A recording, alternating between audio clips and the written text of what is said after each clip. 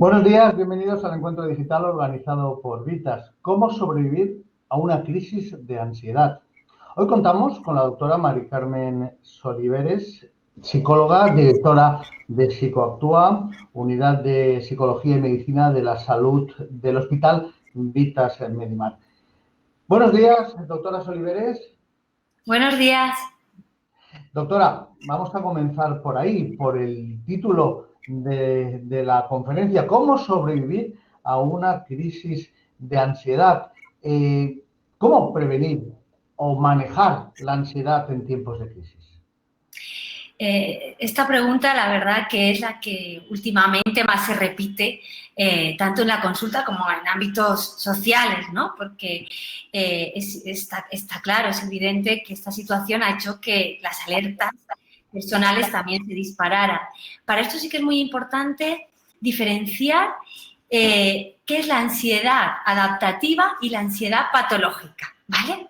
¿Por qué hago esta diferencia? Porque la ansiedad tiene muy mala prensa, pero la ansiedad es algo que tenemos desde que nacemos y además es útil en la mayoría de los casos, ¿vale? Entonces, es importante diferenciar qué es esa ansiedad adaptativa, que es la útil, la que nos sirve y contra esa no tenemos que luchar, sino que aceptar, entender y incluso valorar, ¿no? Por ejemplo, la ansiedad son tres respuestas. La primera es miedo, que eso nos provoca una activación física y esto nos ayuda a tener una respuesta de escape o evitación de un peligro, ¿vale? Frente a esta situación de crisis hemos tenido miedo al contagio, a enfermar. Esto ha hecho que nuestro cuerpo estuviera en alerta. Y esa alerta es buena para que tuviéramos las medidas de precaución necesarias para evitar el contagio. Por ejemplo, estar pendientes de la distancia de seguridad, del lavado de manos, de poner la mascarilla. Hasta ahí la ansiedad es entender que no solo no es peligrosa, sino que además necesitamos y es buena. Si no la tuviéramos, no podríamos actuar.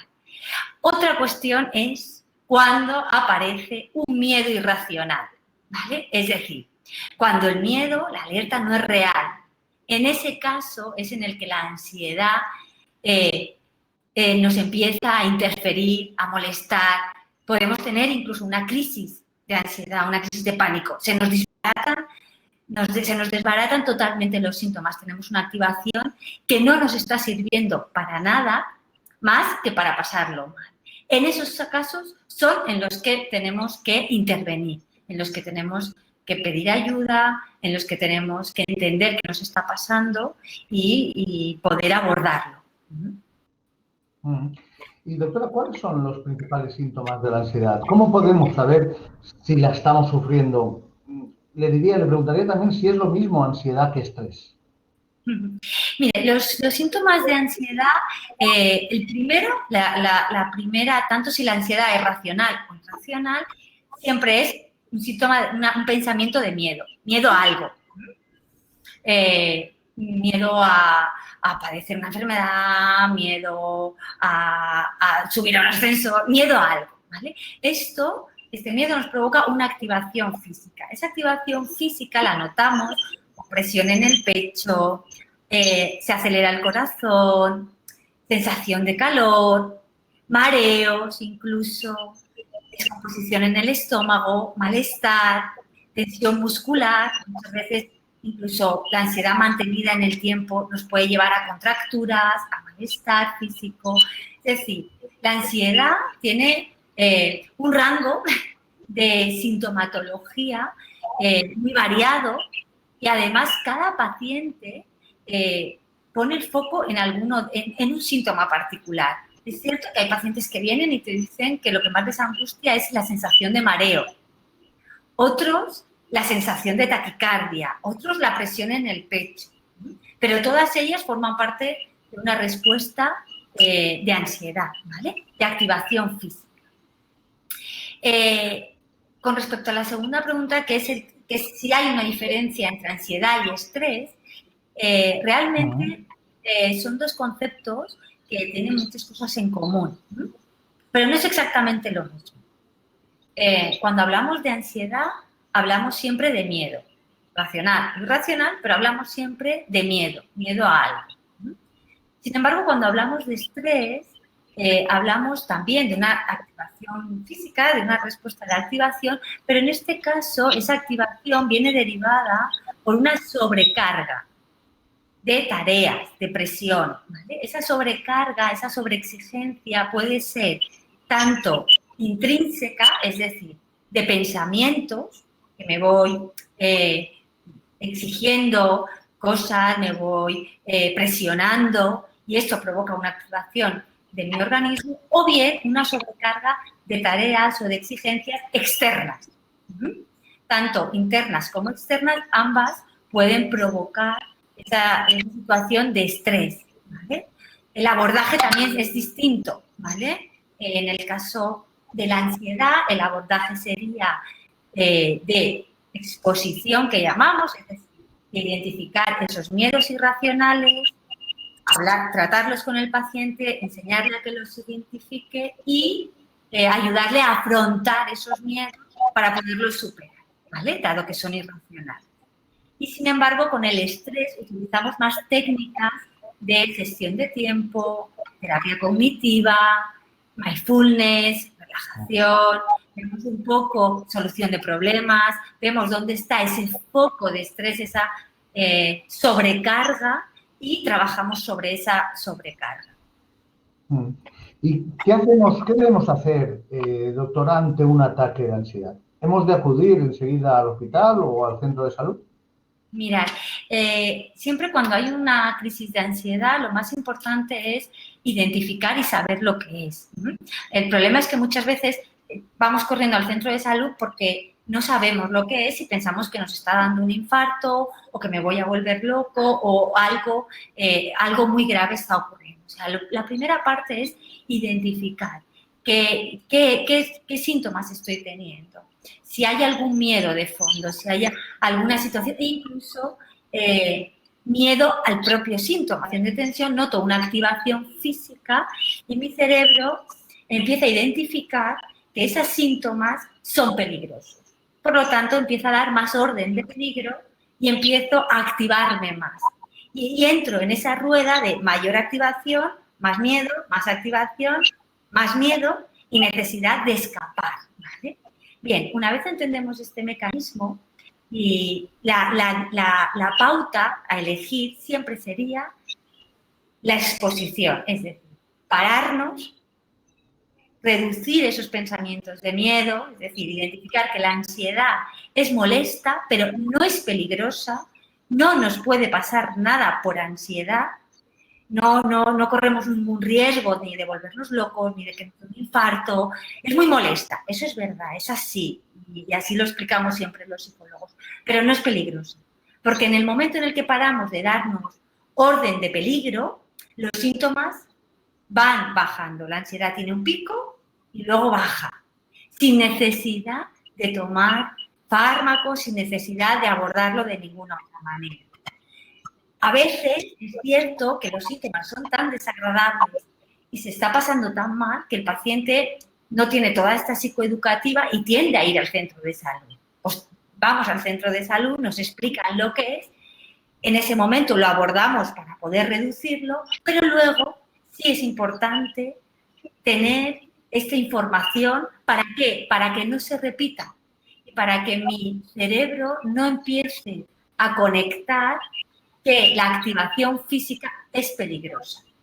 Porque si esta conexión ocurre, este condicionamiento ocurre, lo que pasa es que cada vez que identifico una activación física, doy orden de peligro y entonces entra el ciclo.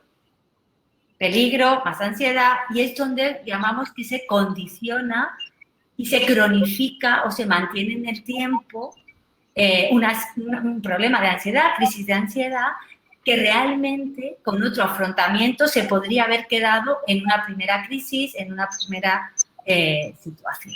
Por eso es importante siempre identificar y si no nos sentimos capaces o no sabemos, pedir ayuda, en este caso psicológica, para poder entender y frenarlo lo antes posible. Quedamos precisamente en eso, doctora. ¿Cuáles son los Mire, tratamientos los trastornos de para los ansiedad trastornos de ansiedad? son muy variados, ¿vale? Porque pasamos desde las fobias a trastorno obsesivo-compulsivo, formaría parte de los trastornos de ansiedad, ansiedad generalizada, ansiedad por la salud, que es la hipocondría que muchos conocemos. Por lo tanto, cada uno de ellos tiene su diseño en cuanto al tratamiento, pero todos tienen una base común. El tratamiento de elección siempre es, primero, la psicoeducativa, que llamamos. Es decir, primero el paciente tiene que entender muy bien los mecanismos que le llevan a estar así. Una vez la psicoeducativa está muy clara y el paciente entiende muy bien por qué está en esa situación y cuáles son sus condicionamientos, pasamos al tratamiento de elección, que siempre es la exposición con prevención de respuesta. ¿Esto qué quiere decir? Vamos a afrontar los miedos, vamos a desconectar esa conexión que se ha hecho en el cerebro errónea. Vamos a demostrarle al cerebro que ese miedo no es racional, que ese miedo es irracional. Y esto lo hacemos siempre con exposición y prevención de respuestas. Es un tratamiento que implica un gran esfuerzo por parte del paciente, pero también es cierto que es un tratamiento que tiene muy buenos resultados. Y funciona. Si algo sabemos que va bien, es el tratamiento de exposición con prevención de respuesta. Eso sabemos que funciona y funciona en la mayoría de casos. Precisamente voy a preguntar eso, ¿no? ¿Realmente tiene cura la ansiedad? ¿O es un trastorno que acompaña toda Esa la siempre vida es la a quien pregunta lo clave. padece? Siempre digo lo mismo. Mira, la ansiedad no la vamos a quitar nunca porque la necesitamos. Entonces, siempre se le dice al paciente, no, la ansiedad la vamos a tener, pero vamos a hacer que solo aparezca cuando nos haga falta. Es decir, cuando de verdad necesites esa activación, porque tienes que dar una respuesta para evitar un peligro. Imagínate que vas a cruzar una carretera y viene un coche a 200 por hora. Tú necesitas esa activación para poder dar una respuesta o salir corriendo o parar. Esa siempre va a estar. Ahora, lo que sí se consigue es que no aparezca la ansiedad por miedos irracionales, pero que no aparezca porque el paciente consigue entender perfectamente el mecanismo de afrontamiento y, por supuesto, que llega un momento que eso ya no es un problema en su vida. Lo que conseguimos es que la ansiedad no sea un problema en la vida del paciente. Y fijamos en eso también, doctora, ¿cuántas Pues clases de eso es un trastornos poco de lo ansiedad que, hay? lo que un poco explicaba antes, ¿no? Efectivamente hay muchos trastornos por ansiedad y la ansiedad está presente en muchos trastornos, ¿no? Son ambas cosas. Como decía, pues tenemos los trastornos por las fobias típicas, fobias a volar, fobias a subir un ascensor, fobias a conducir, fobias a hablar en público. Dentro de los miedos irracionales llamados las fobias, tenemos un gran abanico de trastornos. Luego tenemos los trastornos obsesivos compulsivos, que son pacientes que tienen miedo a sus propios pensamientos, tienen miedo al contagio, tienen miedo. En ese caso, justo en este contexto de pandemia, hemos tenido muchas dificultades para manejar este tipo de trastornos. Imaginaros, un trastorno obsesivo-compulsivo y un trastorno, por ejemplo, de ansiedad por la salud o hipocondría. Pues ahora mismo lo que antes de la pandemia teníamos claro que eran pensamientos irracionales y debíamos trabajar de una manera, ahora mismo pues ha cambiado el encuadre, totalmente. O sea que también vamos adaptándonos a la situación. Lo que antes era irracional, que era lavarse las manos no sé cuántas veces al día por miedo al contagio, pues ahora resulta que pasa a ser racional. Dentro de los trastornos de ansiedad también tenemos la ansiedad generalizada, ¿vale? Miedos generales, miedos a que ocurra algo negativo, a que mi hijo salga por la puerta y tenga un accidente, a que no me coja el teléfono y resulta que ha pasado algo. Hay gente que vive constantemente con miedo generalizado, una ansiedad generalizada que llamamos, con miedo a que ocurra algo catastrófico. Es decir, hay una gran diversidad de trastornos por ansiedad y muchos otros trastornos que van acompañados de ansiedad. Tenemos ya preguntas también que nos llegan a través del chat. Doctora Vanessa dice, hace 2 meses tuve un síncope subiendo una montaña. Desde entonces tengo problemas de disfasia y taquicardias frecuentes, mareos y dolor en el pecho. He acudido a urgencias con cada crisis que he tenido. Siempre me dicen que el diagnóstico principal es ansiedad. Yo soy una persona muy tranquila, pero todo lo que siento es físico. Estoy tomando Lexatin y aún así sigo teniendo crisis de taquicardias. Perdón, este es un cuadro típico que podemos ver en una consulta. Es decir, tengo un episodio donde mi cerebro conecta que determinados síntomas son peligrosos, porque lo he pasado mal, porque me he visto en peligro. Y a raíz de ahí, cada vez que noto una activación física, un cambio en mi organismo, ¡pam!, estoy en alerta, lo identifico. Quizás antes de este episodio nunca se hubiese dado cuenta. Ahora sí, cualquier cambio crea una alerta, ¿vale? Esto hace que cuando yo identifico, me noto un poco mareada, me noto un poco, ya doy orden de peligro, a ver si, y esa orden de peligro sigue provocando activación. ¿Es física la activación? Claro que sí. La diferencia está en que la causa de la activación no es una patología. No es que el corazón esté funcionando bien, mal, no es que algo esté funcionando mal, porque entiendo que ya se haya descartado, que en cuanto que va al hospital y dice que es una crisis de pánico, que es ansiedad, se ha descartado que haya una patología orgánica. Por lo que la activación física y lo físico es real, cuidado, que a veces cuando decimos esto de la ansiedad, muchos pacientes dicen, no, pero yo lo noto, digo, sí, es que es real. La activación está y además es muy molesta y es.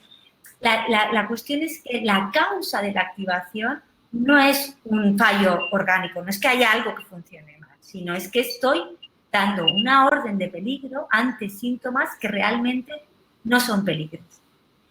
Es muy importante acudir a un terapeuta, un psicólogo cognitivo-conductual, esto también es muy importante, para que nos pueda explicar esto bien y nos ayude a descondicionar.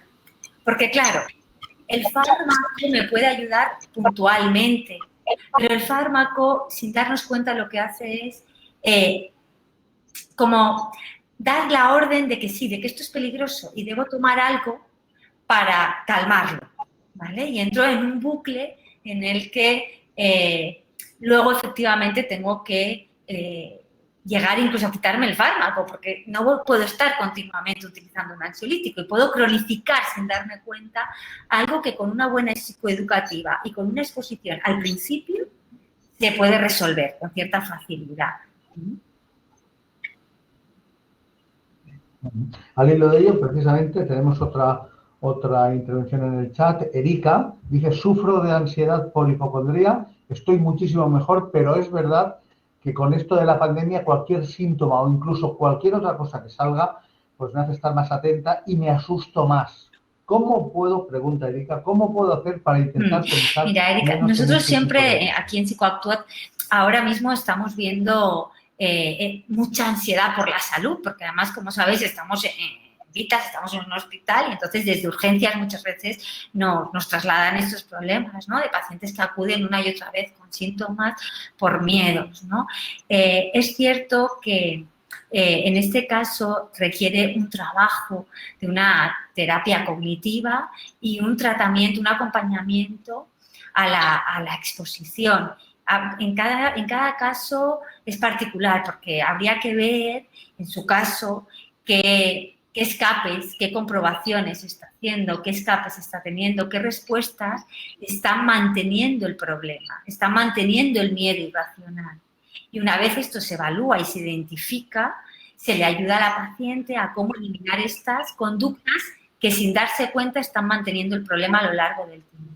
Es cierto que ahora en esta situación de pandemia, como os comentaba, tanto los trastornos obsesivos como la ansiedad por la salud, la hipocondría, lo tienen bastante más difícil y por eso estamos siempre haciendo un trabajo de prevención de recaídas con aquellos pacientes que tienen este diagnóstico y con aquellos que han tenido ya una recaída, les aconsejamos que acudan al terapeuta para que puedan prevenir que esta situación se les cronifique, se les complique.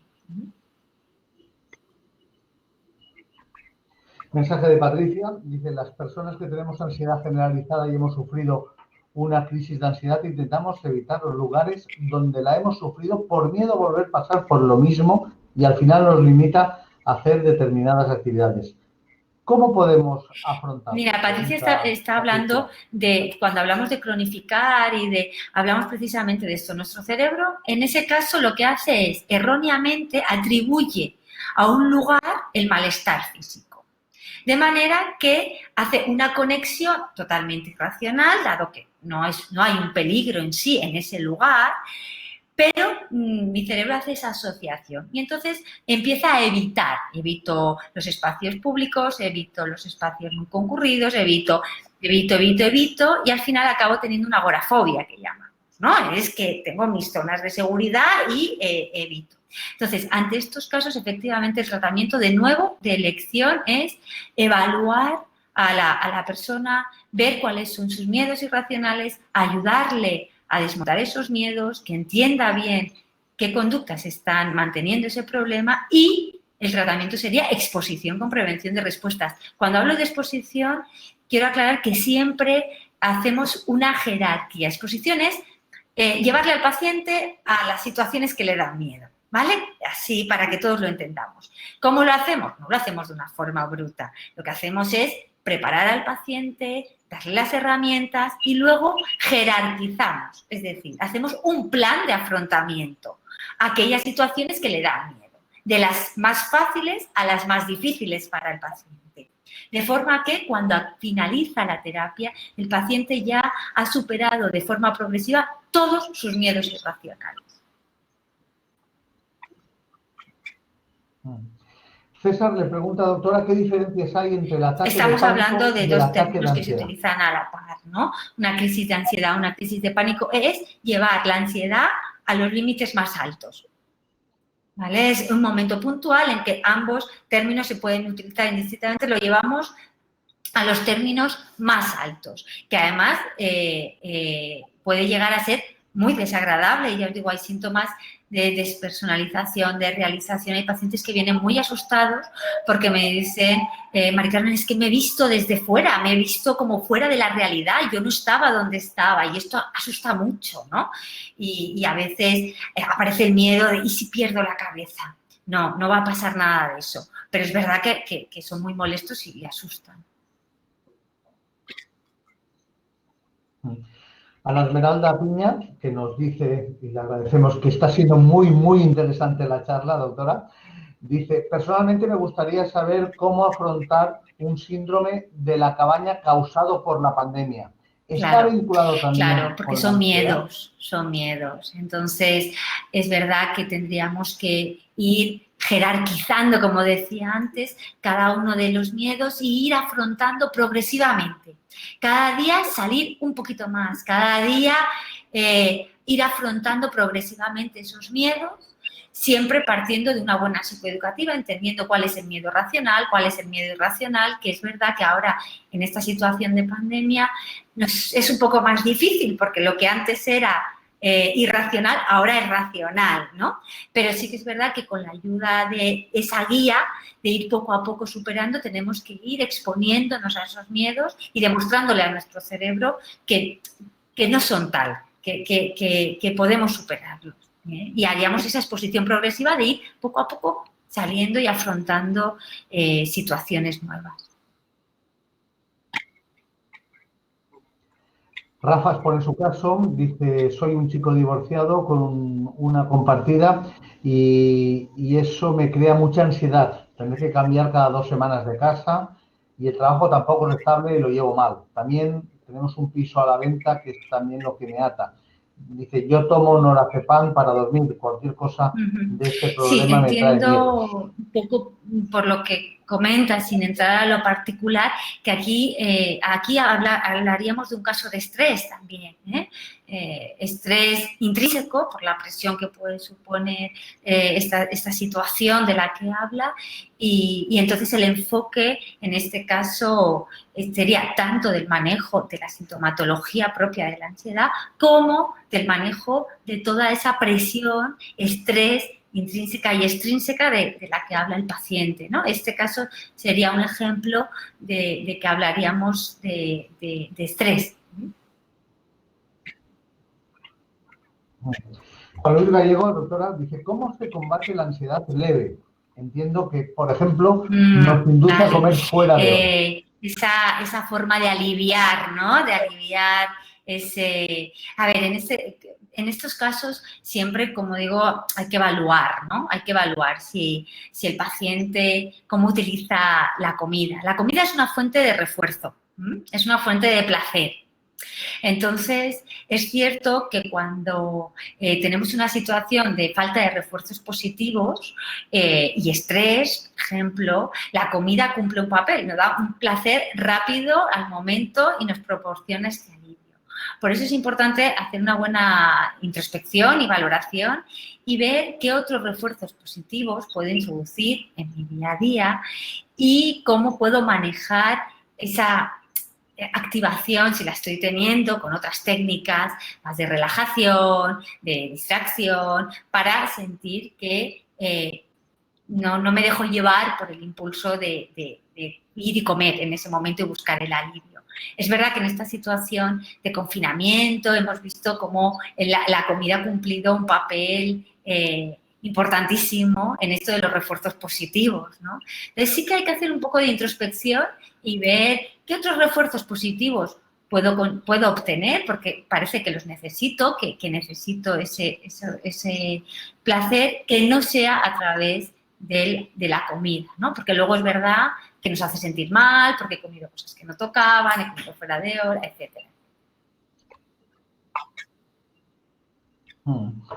Ausi expone que tiene un menor de 14 años que ha sufrido un ataque de ansiedad y ahora manifiesta miedos recurrentes por la salud. ¿Cómo puede, pregunta Ausi, cómo puedo ayudarle a eliminar estos miedos irracionales por la salud? Hacer esa psicoeducativa que decía antes, por eso muchos de los trastornos de ansiedad se resolverían muy rápido con una psicoeducativa, con 1 o 2 sesiones de psicoeducativa, con una primera crisis de ansiedad, porque es normal que tenga ese miedo, se le explica que es normal, se explica por qué es esa activación física que ha notado, que no es peligrosa, se explica esa parte psicoeducativa para que entienda esos síntomas que ha notado, a qué se debe, y luego es verdad que se afrontaría esos miedos por la salud uno a uno para ir desmontando. Es cierto que cuando tenemos miedo a que ocurra algo, a que nos ocurra algo muy grave, ¿vale? Muchos pacientes vienen y me dicen, a ver si tengo, pienso que tengo un problema cardíaco, ¿no? Porque me he notado una activación. Bueno, ahí siempre trabajamos mucho con los pacientes la rueda de probabilidades, ¿no? Siempre cuando vemos que hay un pensamiento irracional es porque nos vamos a lo menos probable. Lo menos probable es que sea algo grave.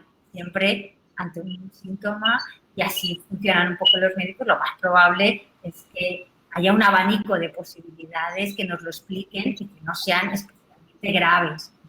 Cuando tenemos una ansiedad por la salud, una hipocondría, es porque tendemos a pensar que lo menos probable es lo que estoy teniendo, ¿vale? Entonces, bueno, pues con una psicoeducativa y con un trabajo de ayudar a explicar los síntomas de una forma más racional, los pacientes van perdiendo el miedo, ¿vale?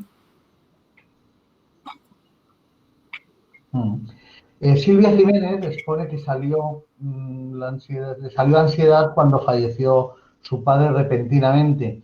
Advierte que no lleva tratamiento y que de vez en cuando le dan ataques de pánico y que ha cogido miedo a todo porque piensa que le va a pasar. Efectivamente, este es otro de las casuísticas que vemos mucho en consulta. Efectivamente tenemos una muerte cercana, algo repentino, que es poco probable, pero ha ocurrido y nosotros lo hemos vivido. Y esto se ha quedado grabado en mi cerebro. Y pienso que un síntoma que yo no controle me puede provocar la muerte, porque lo he vivido de una forma cercana. Y esto en el cerebro se conecta de manera que creo como ese sistema de alerta, que cuando noto que algo no va bien, lo que conecto directamente es con esa posibilidad, que realmente es muy poco probable, no es lo habitual por suerte, pero ese miedo lo tengo de forma automatizada e interiorizado. Por eso es importante ese trabajo individual con el paciente para que descondicione lo antes posible y no vaya arrastrando ese miedo, intentando convivir con esa angustia.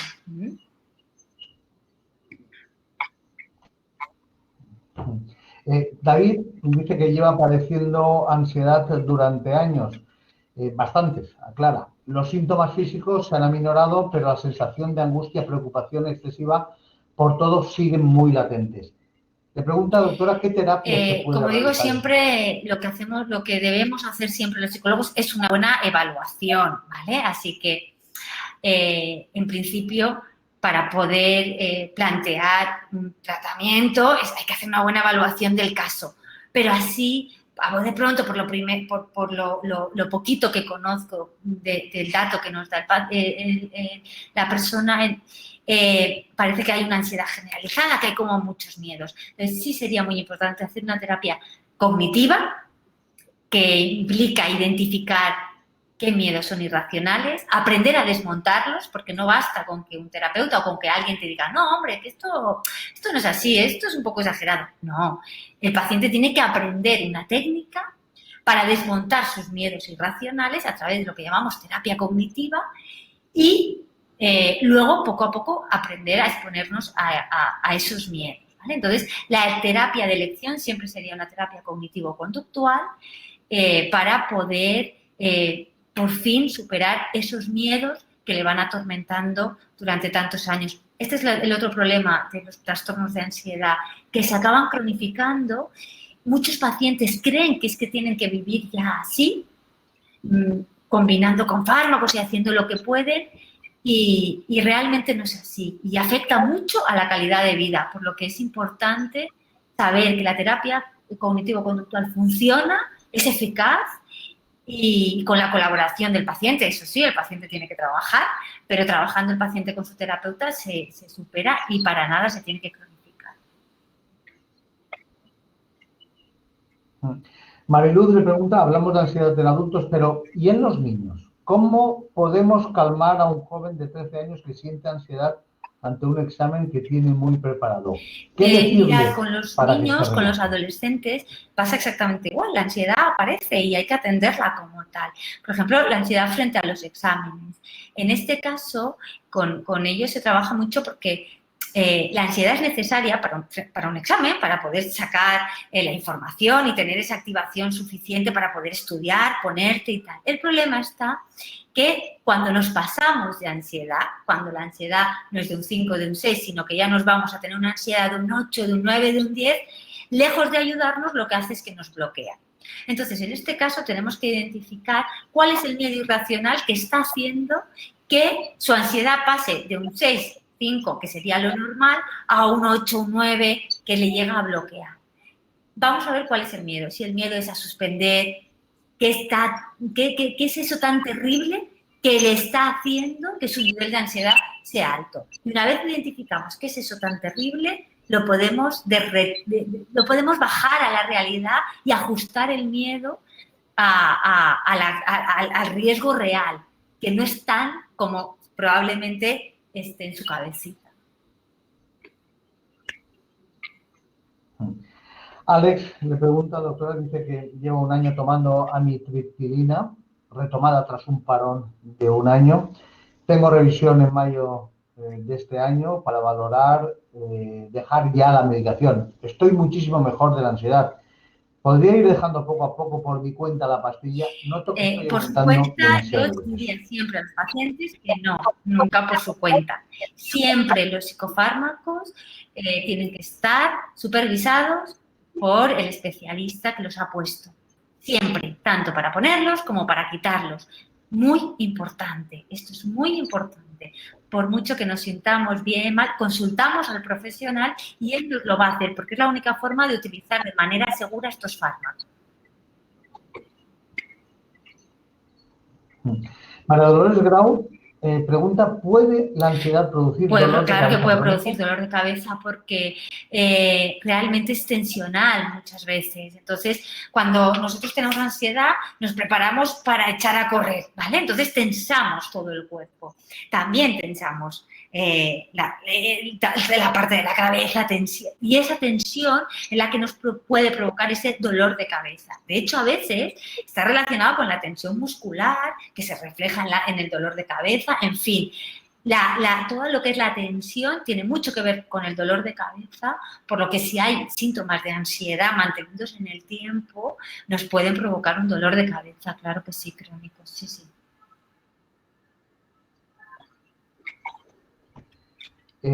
Nos pide que no digamos tu nombre, pero una oyente nos dice, mi miedo yo creo que es tener problemas graves con mis hijos. Mi problema es que mi miedo es real, pues ya hemos tenido muchos problemas de comportamiento por su parte.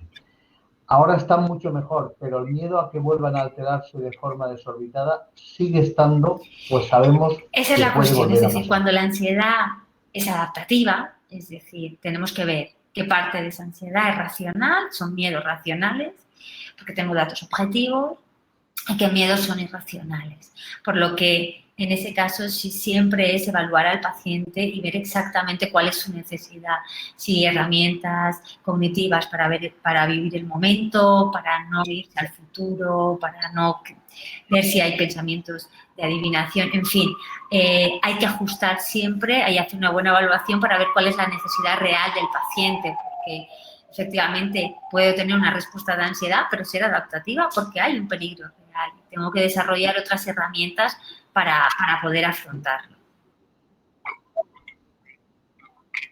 Sí, en ese sentido la misma lectora dice que sufre ansiedad a menudo, con presión en el pecho, aceleración del corazón, a veces en momentos en los que no está pasando Eso es, nada a que veces, parezca estar por activado. eso es importante esa valoración, porque a veces los pensamientos irracionales son pensamientos intrusivos, automáticos, y muchas veces no somos ni conscientes.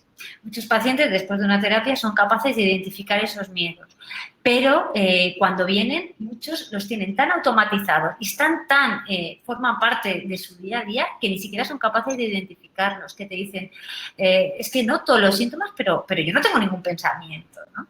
Entonces, hay que hacer ahí un trabajo para aprender a identificar qué es lo que está pasando.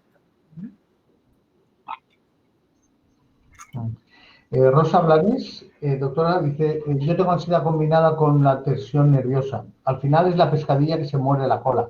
El problema es que el último ataque de ansiedad que tuve me subió a 20 la tensión y tuve que ir al hospital. Siempre, efectivamente, cuando vemos que hay alguna variable que se está ahí compensando, ¿no? La tensión y tengo un seguimiento, una vez descartado siempre patología orgánica, atendemos la patología orgánica y una vez descartado o atendida la patología orgánica, es importante afrontarlo terapéuticamente. Es para que siempre nos indiquen exactamente qué es lo que puedo hacer.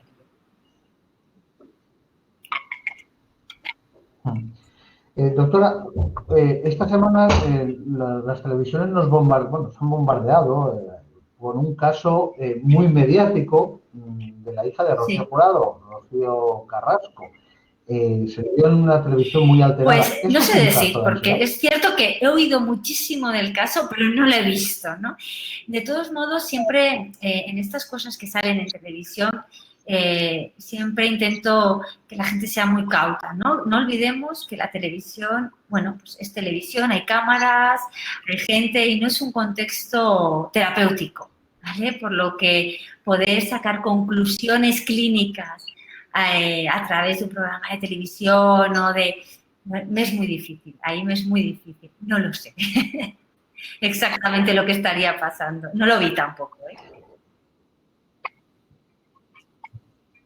Última pregunta, doctora, ¿qué aspectos podemos observar si creemos que tenemos un pariente que padece siempre tenemos que fijarnos efectivamente en cuáles son, la clave son los miedos, ¿vale? ¿Qué miedos hay y qué sintomatología está teniendo, ¿no? Los miedos, como os decía, pueden ser muy variados. Incluso normalmente cuando hay crisis de ansiedad, el propio síntoma, ¿no?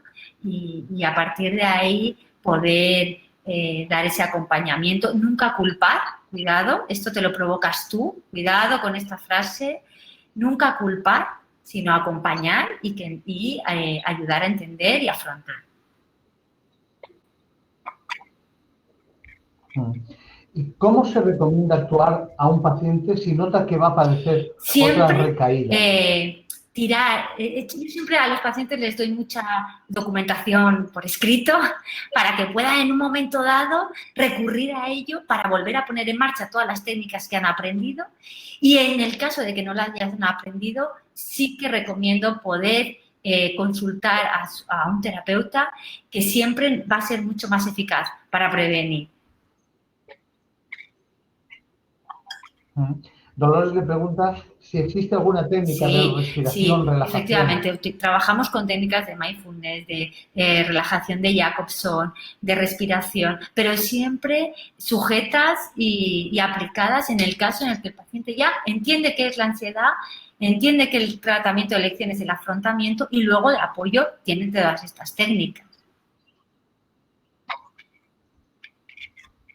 Y Erika, por último, dice, cuando te ronda algo por la cabeza, darle muchas vueltas y no saber tomar una decisión, ¿es normal? Claro, que nos genere ansiedad, sí.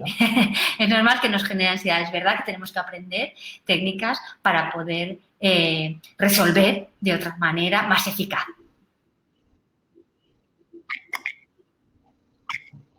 Pues doña Carmen Soliveres, doctora Mari Carmen Soliveres, psicóloga y directora de Psicoactúa, Unidad de Psicología y Medicina de la Salud del Hospital Vitas en Medimar. Ha sido un auténtico placer y, bueno, el foro, le puedo asegurar que ha estado muy activo, doctora, durante todo el programa. Muchísimas gracias. Muchas gracias. Buenos días. Gracias. Muy buenos días. Muchas gracias. Y muchas gracias también a todos ustedes que nos han seguido y que han hecho las preguntas para la doctora. Ha sido un placer. Nos vemos en el próximo encuentro Vitas. Muy buenos días.